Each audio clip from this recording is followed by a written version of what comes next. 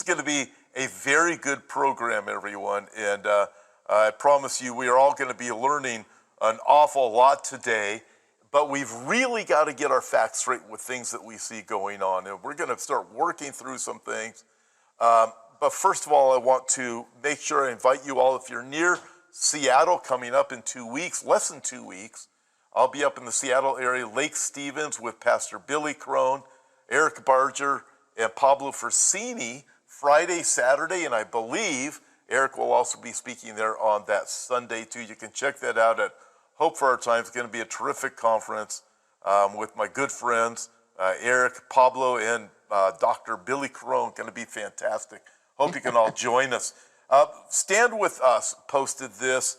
Anti-Israel hate group at a local university in Brazil became physically violent as they attempted to cancel an event about Israel with over 200 student participants. The incident became so violent, some of the students who had first supported the protests were caught on camera outside the scene confessing it lost all its legitimacy. Fortunately, local security intervened before anyone sustained serious injuries. Shockingly, there were no arrests made.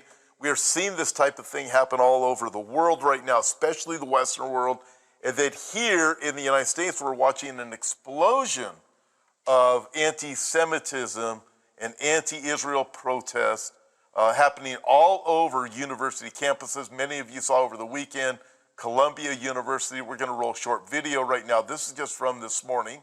It's with a professor, Jewish professor at Columbia, just trying to get to his class, and his key card was shut off by the university, and they claim it was because he was protesting, which he was not. He wasn't protesting against the protest. Now that is bizarre to me, but this is the claim they make. Watch this video, it's a short video. Okay, I'm walking with Professor Shai Davidai right outside the gates of Columbia University's campus. He's going to try to enter campus. He has his Columbia University ID. He's trying to enter. 1 second. Oh, I'm sorry, Shai. Sorry, 1 second. I want to get this on video that they have deactivated. This is the sound. This is the sound of civil rights being denied of a Jewish professor. I want you all to remember this sign. Did you get any prior notice? I did not get any prior notice. I emailed them and they wouldn't respond. I got an email 2 a.m. yesterday calling this a counter-protest, and I said, no, this is not a counter-protest. This is a Jewish professor who has a right to be on campus, and you're denying him. Wow, Jan. Wow. Yeah, we're watching this, and you've written a lot about the Holocaust. You've talked about it going back 1930s, 1940s. We look at where we are today. I've got to ask you this question. Did you ever think you would live to see anti-Semitism like it is right now?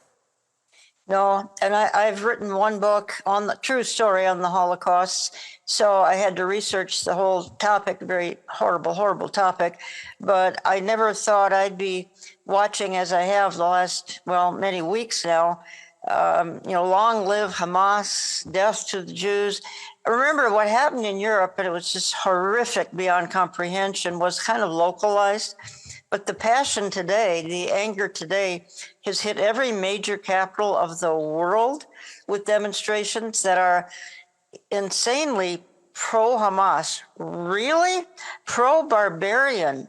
Is that the level of character that mankind has sunk to? We know that people are going to love evil and hate good in the last days.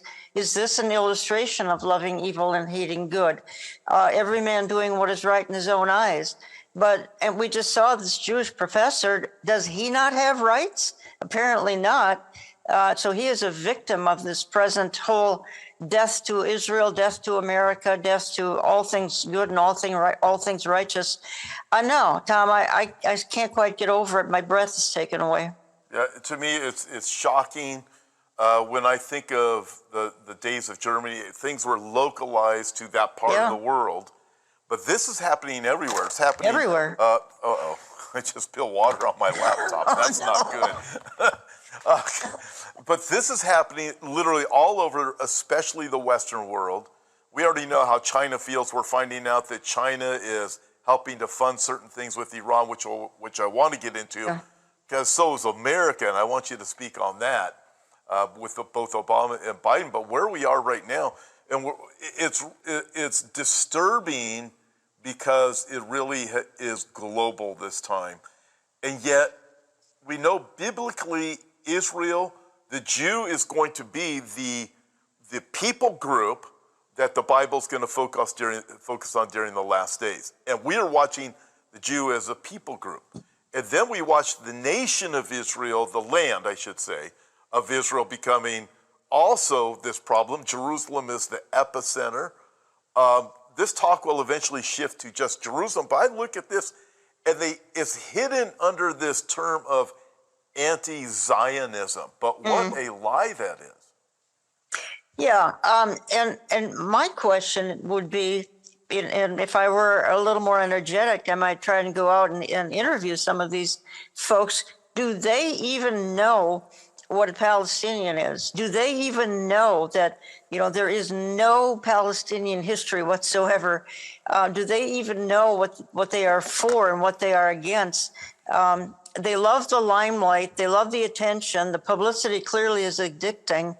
But I don't think they really fully know what they're doing. And if they do, then it's even more troubling because, again, they are cheering for barbarians. That's all I can say. Nobody's thinking about what happened on October 7th of last year and some of the grim realities that took place on that day. Nobody talks about that. It's just, all of this pro-Palestinian. Tom, there is no such thing as a Palestinian, so please give me a break. They don't exist. They're Syrians, Jordanians, and Egyptians is what they are. They do not exist. We look back at the history of how the term Palestine came about, with Hadrian wanting to really put the lid on the Jews, eliminate the thought of Jews from history, eliminate their thought from the land. He comes around, he says, okay, we know the story. Let's translate the name Philistine into this Latin name. So you have Syria, Palestina. He changes the name of Jerusalem, I believe it was to Area Capitolina. Yes.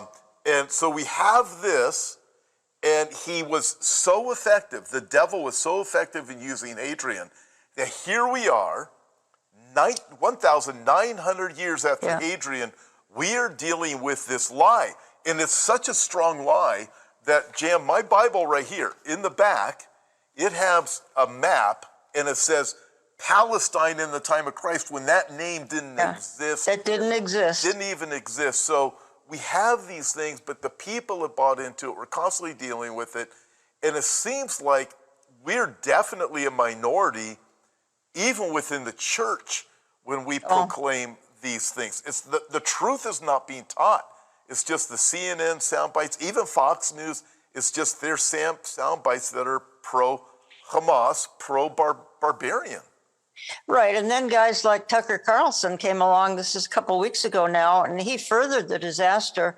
Tucker has literally millions of viewers and fans.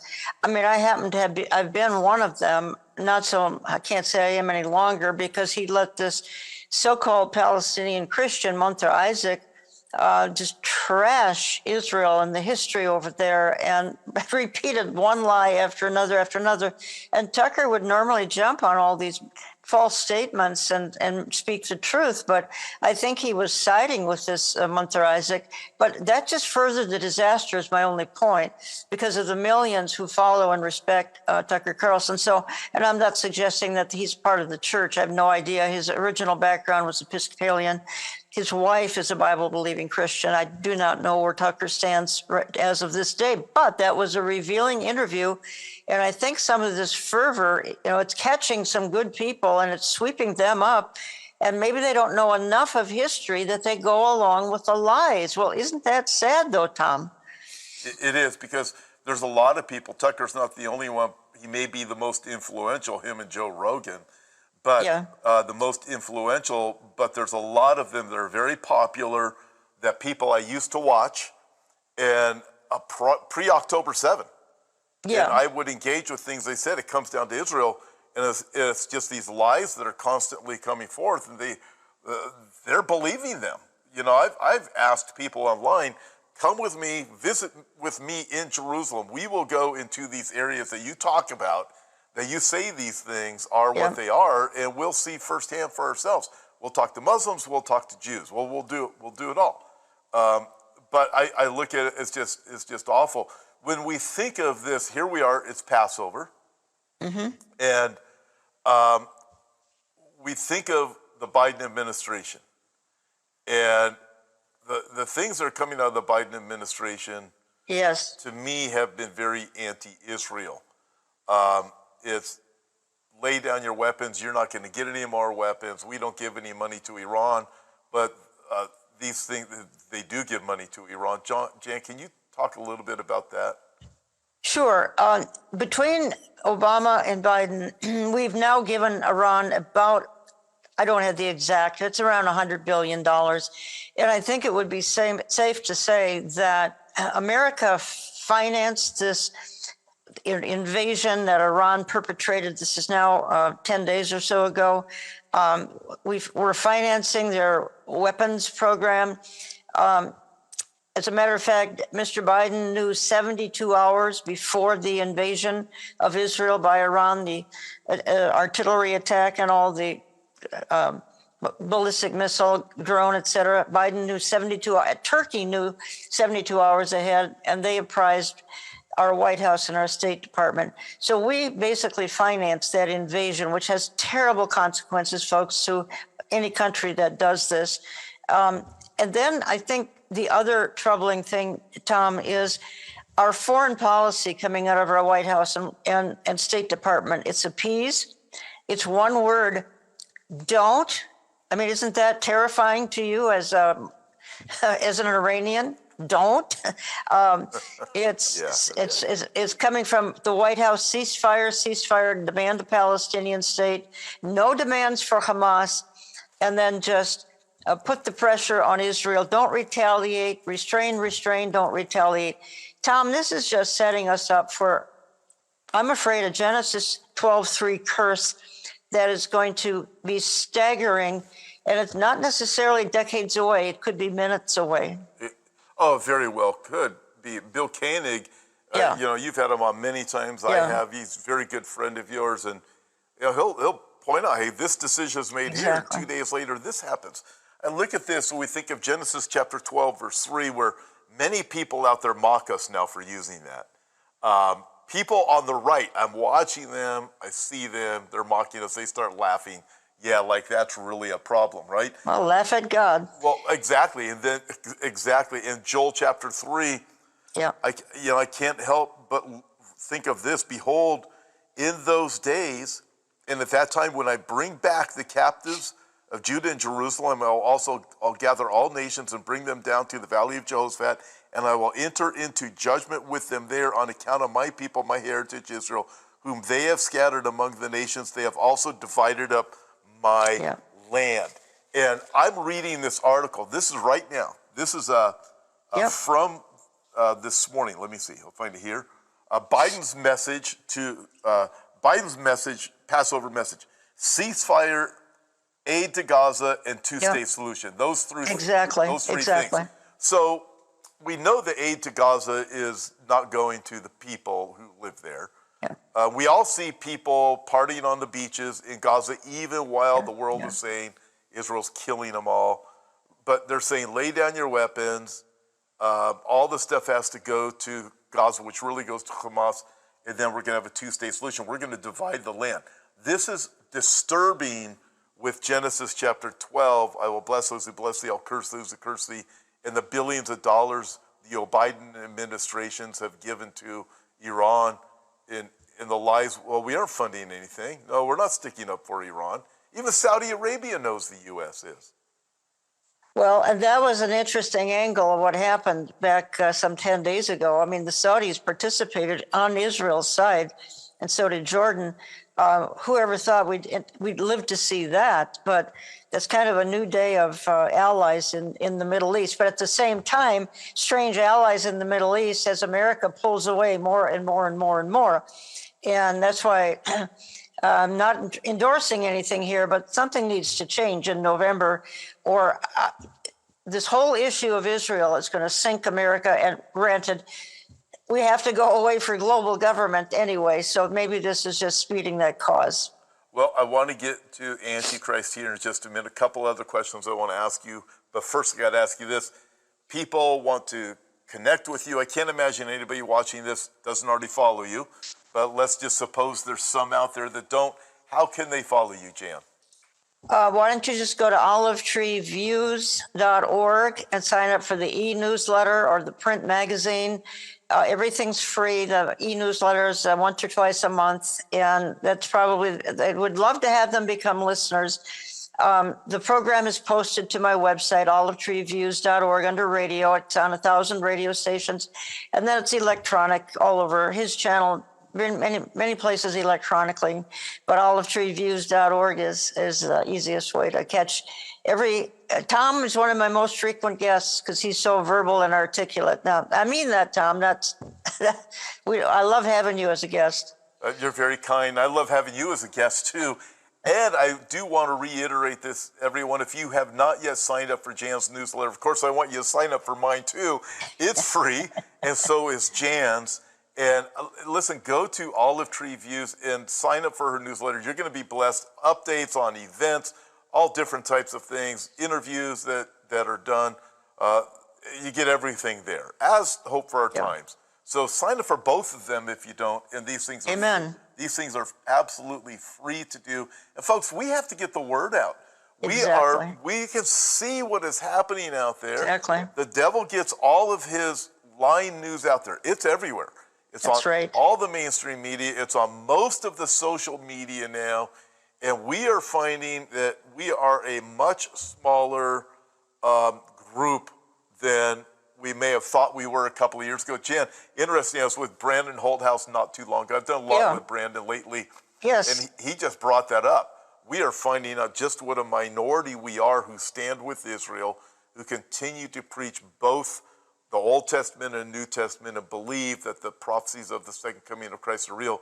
And Jan, I want to thank you because you've been such an inspiration for so long, decades now, in leading this.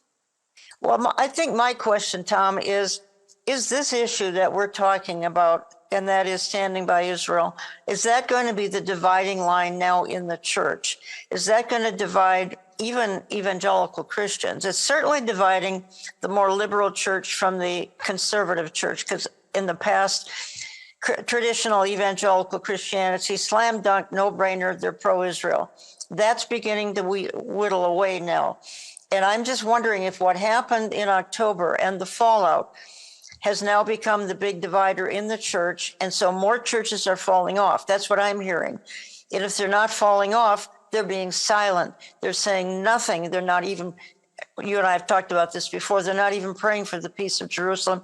It's as though nothing is going on geopolitically. They don't want to talk about it, but particularly if it has to do with God's land and God's people. They may even be a premillennial and they don't want to talk about it. We know the amillennial preterists, et cetera, won't, but now premillennial are beginning to back off. I don't have a solid reason for that. I'd love your perspective. Yeah, I've noticed it. And there were churches that I would have gone and done a prophecy conference at sometime in the past. It was pro-Israel. You know, people ask, why do you have a prophecy conference that you have to talk about Israel? Well, Israel's the epicenter. Yeah. If you take Israel out of the equation, you're just talking about predictions and, oh, no, I spilled my water again. So that's not good. I talk too much. I'm talking too much with my hands. So, it's Jews who do that, not Gentiles. Yeah, well, apparently I've got this thing going too, wherever it's from. So, but with this, I mean, I think there's peer pressure that comes to the pastor. Kind of like if you go back 10 years, why would they not teach about Bible prophecy, let's say 10 years ago? Well, they were afraid that it's going to make people afraid. They didn't really understand it. They were afraid people wouldn't come to their church. And quite frankly, their donations would go down, right? Exactly. I mean, these You are wrote a great article on that, and I use your article all the time. Yeah, you know, it's neat. I still see that article pop up, and that article is like, I think, 12 years old. But so we see that. What's happening with Israel, though, it's more, there's so much more pressure coming from the right and the left, obviously the left, but now the right too, to not stand with Israel. And then they'll start pointing out, well, look at the Jews. They run Hollywood, they run the banks, they Sure. run, they start going down this path, and people don't think through it. They don't think through this process of what. Well, here's the thing, Tom. Everything you say is so dead right on. I think our responsibility, because people are writing us, they're calling, whatever. If folks are in these kind of a church now and the church is backing off, what are they to do? That's what they want to know. Is it time for them to leave? Is it time for them to say something? And sometimes they can't get into the church leadership, but they are really troubled and need to know. And you're a pastor. What would you advise them to do? Well, interesting. I had a conversation with a friend. We went and visited up in Northern California just the other day, and he's at a church now where they don't talk about Israel much, but he said he started meeting with the pastor, and he said now the pastor, he recently prayed for Jerusalem from the pulpit. Okay. He is willing to listen and have conversations about Israel now, and his presence there is making a difference by staying there. The problem, and if you're in an amillennial church, I don't think that's going to happen. But if you're in a church where the pastor claims to be premillennial, listen, in a kind way, just approach him. When people approach me as a pastor, sometimes if some people are just kind of mean. Don't be mean. Don't have to be a jerk or anything like that. But just ask him, what's your position on Israel? Why don't you talk about Israel? And I can guarantee you, for the most part, it is a pressure to conform to what's basically out there, even in the world, believe it or not. That's why we see things going on with worship in churches and so forth. But a lot of pastors and that I know, they won't talk about Israel. They won't let me come in and talk about anything prophecy related because they don't see it as relevant, even if they are premillennial, and they're afraid it's going to just take people, it's going to get them afraid. And they just want to, quite frankly, they want to bring happy messages. They want their people going away every Sunday feeling good and making sure they're serving, and they come back the next week and they put money in the tithe bin. That's really what it comes down to. And I'm saying that as a pastor who's talked with a lot of pastors, and I know the sentiment that's there. Tom, that is just simply stunning, tragic beyond words. And look at what time of history we're in. If there's ever been a time that they need to be taking a stand, it's now. My goodness. I mean, this is what you described is almost demonic. And I say that in light of our times. In light of our times, every church needs to be taking a stand. Oh, absolutely. Well, Jan, again, you've done a lot of research on the Nazi days. Isn't, from your perspective, what you see happening within churches very similar to the pastors who just stood down? They didn't want to get involved when it came to the things of anti-Semitism, the Jews being taken to the Holocaust. They were, hey, this is the mindset that it was, from my understanding. There were three groups. There was the ones that went along with it, the ones that stayed neutral like Niemöller, and the ones that protested, Bonhoeffer. So there's three groups. This is Nazi Germany. And today, there probably are two groups today. But my concern is the group that's going along with it. Again, I think it gets down to theology. It gets down to two things, I think, and these are just thoughts coming to my mind as you've just outlined it. Number one, what we're talking about won't result in church growth, won't fill up the pews or the offering plates. And secondly, I just think it's a new day. It's a new day in the world. Look at Columbia University, and sadly now it is a new day in the church. And this low-level hostility in the church goes all the way back to Martin Luther, is now boiling, and the result is what you just described. Yeah, and even when this is also my take on what's happening within the church. We all, for anybody who's looked at the Holocaust and from a Christian, from a biblical perspective, we've all heard the story of the train car with the Jews in it that went by the church, and the pastor told the choir to sing louder so they wouldn't hear the Jews, and they're screaming and they're crying in the train car. And what's happening in the American church, Jan, again, my perspective, and I'm speaking from a pastoral perspective, the pastors are saying, hey, we just need to do church. We're just going to come here and sing the songs. Listen, it's all going to work out okay. There's a reason why that's happening, but the bottom line is the gospel needs to be preached here at Sunday morning. Therefore, we're not going to bring in the thought of Israel. These things are so negative, and besides, Israel does a lot of things wrong. So what we're going to do, we're just going to sing louder. We're just going to have church because we are being faithful to the Lord. That's what they were saying at that church. Let's just sing this hymns louder. Yes. And it's a different way of doing the exact same thing. It's a different way of singing louder, So true, Tom. And I hope your listeners, those who may be in some of these churches, I'm not saying, get up and leave, but at least go speak to those in leadership at your church and try to get them to see the truth. If ever Israel needed a friend, it's today. And if it's not going to be from within the church, then it's hopeless.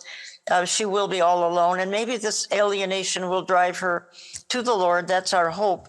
Anyway, that any feeling of alienation will just drive them to seek Jesus. Yeah, Jan, that's what I see happening right now.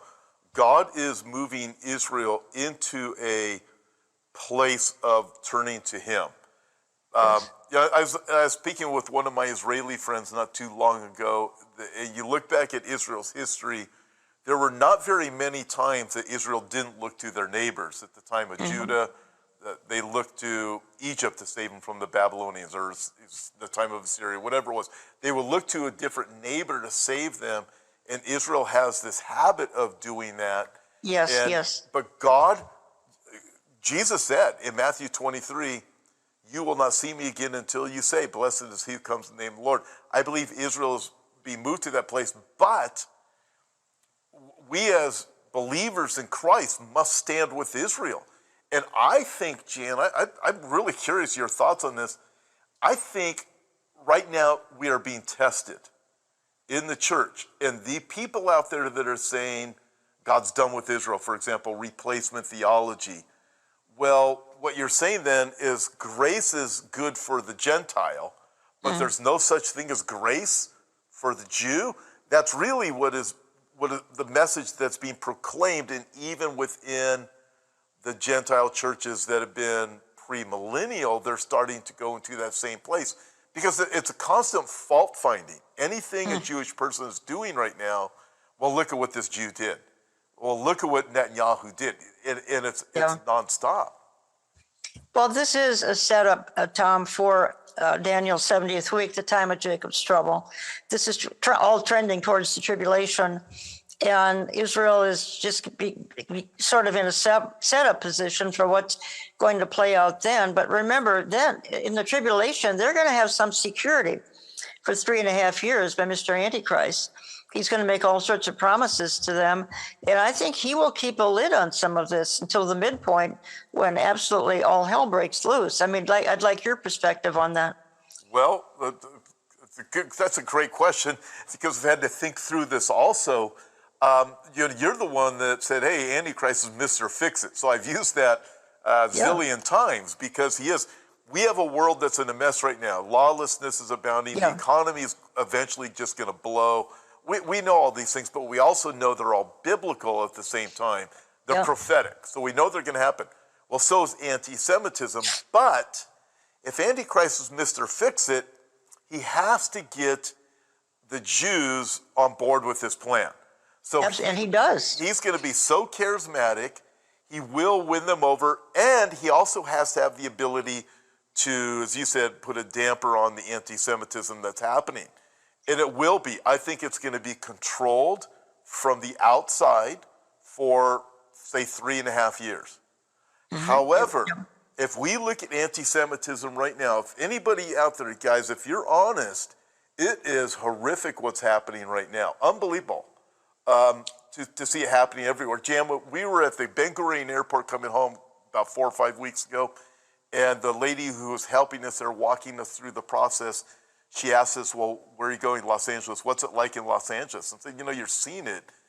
We're 2 hours outside of Los Angeles, but we still can see it. We still have to go there. We have Jewish friends, Fairfax District or whatever. If I'm Jewish, I'd be a little bit fearful living in the States right now, especially going to university.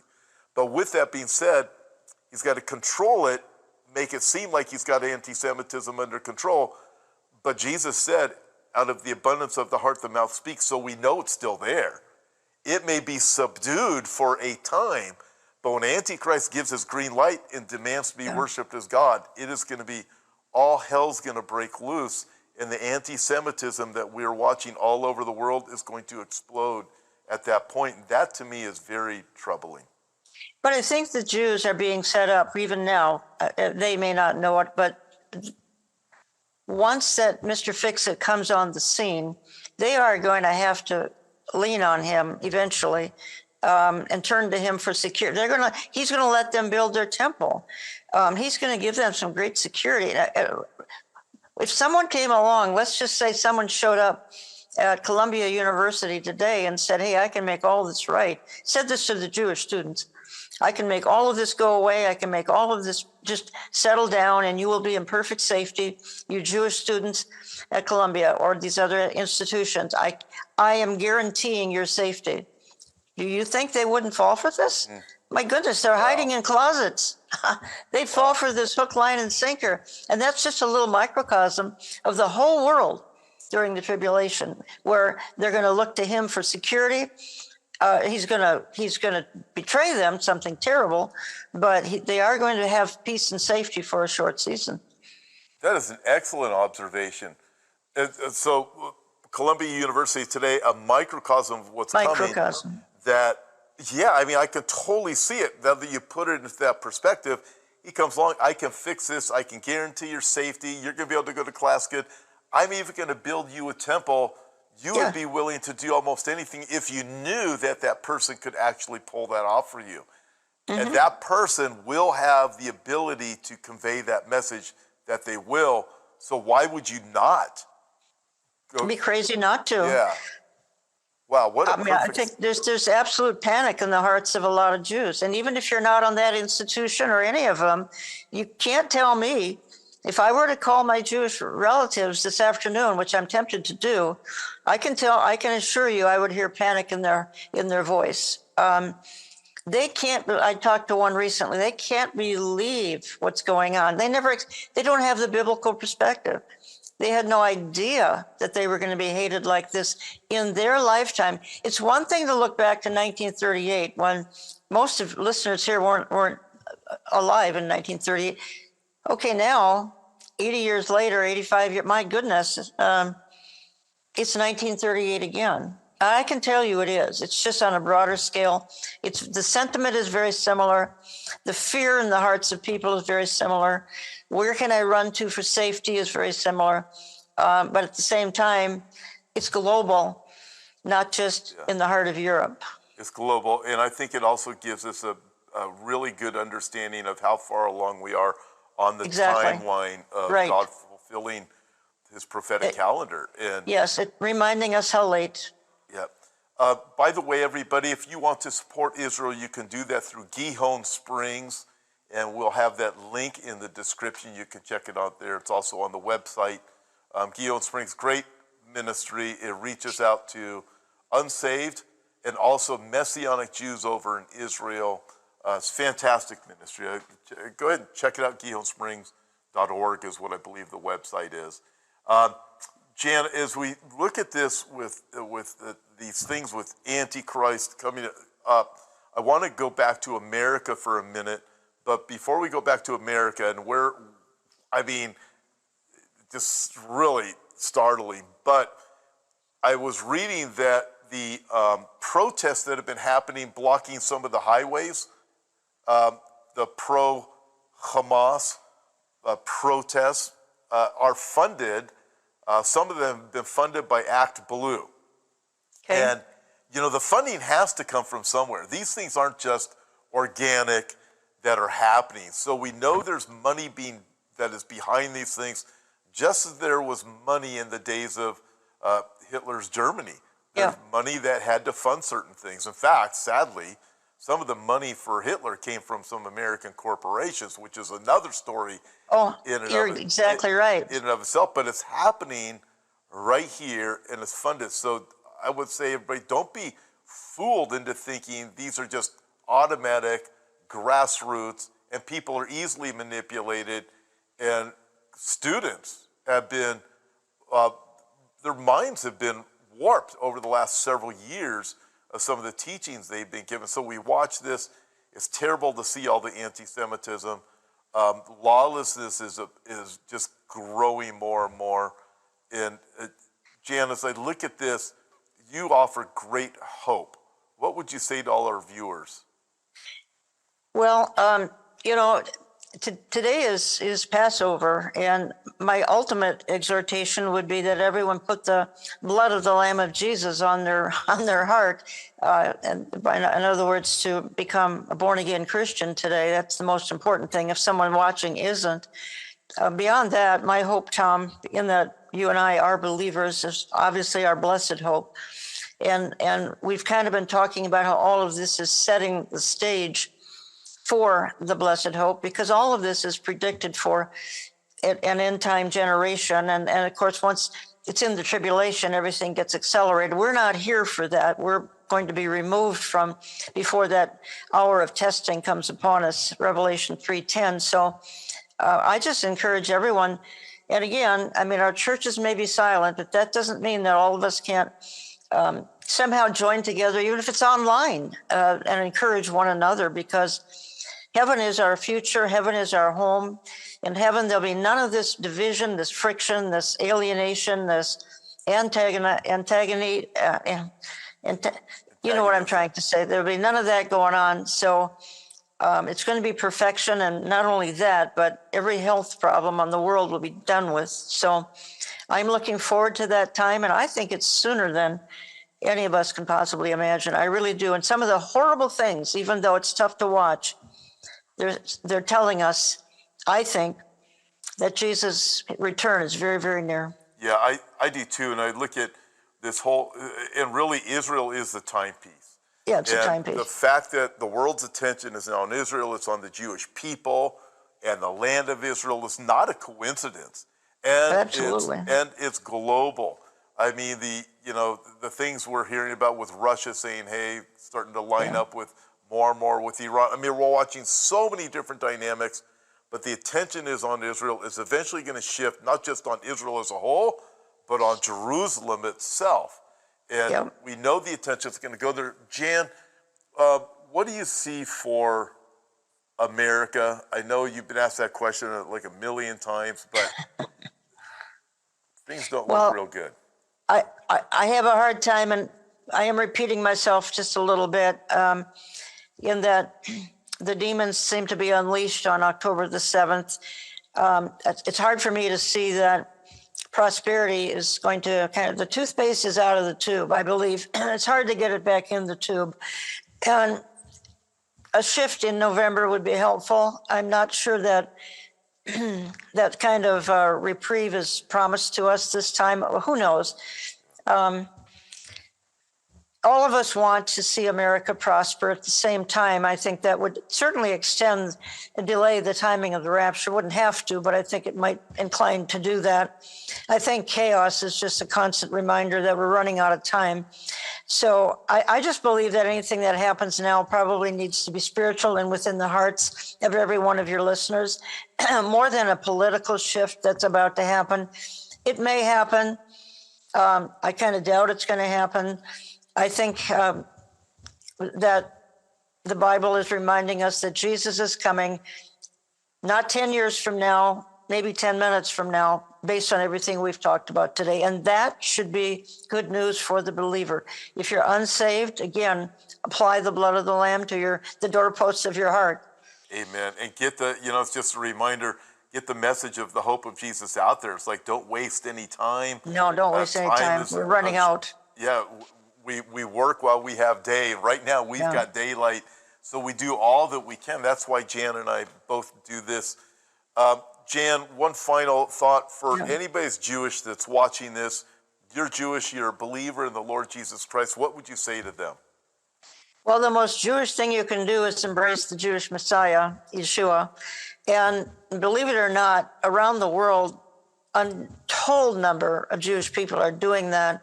And that was a trend that began probably in the 1970s, and it's just picking up steam more and more and more as the years and the decades go by. It's no longer unusual to be a Jew for Jesus. And there's kind of a mini revival going on. So, I mean, I hear from these people, and it's one of the encouraging things that's happening today. I can tell you that. Amen. Amen. Yeah. Jan, you have any final thoughts for everybody? No, thank you, Tom, for what you're doing. You're getting the truth out. You're getting the information out. And I just think we need to double up on that at whatever time we have left, because, my goodness, we're seeing so many of the things. I think the greatest, and you referenced it, the lawlessness, the spirit of Antichrist, that alone should tell us that I am coming quickly, because that's exactly what's to happen right before Jesus returns. And look, I'm in the land of George Floyd. It happened 20 minutes from me, so I know lawlessness, and it's not pretty to watch. And I have a feeling this summer we're going to see lots of it for various reasons. That's another program. Yeah, indeed. Jan, thank you so much for joining me today. Always wonderful to have you on. And thank you, everybody, for joining us. Excuse me. Make sure you go to Jan's website. You can see the link. It's in the description. And sign up for her newsletter. If you haven't done so already, it's free. My newsletter is free also, everybody. So sign up for both of them. We really appreciate it. Helps us to be able to get the word out. We also appreciate it on our own YouTube channels. If you'd like, subscribe, and share. The algorithms do pick up those things and help us to get the word out. God bless you, everybody. Thank you for joining us.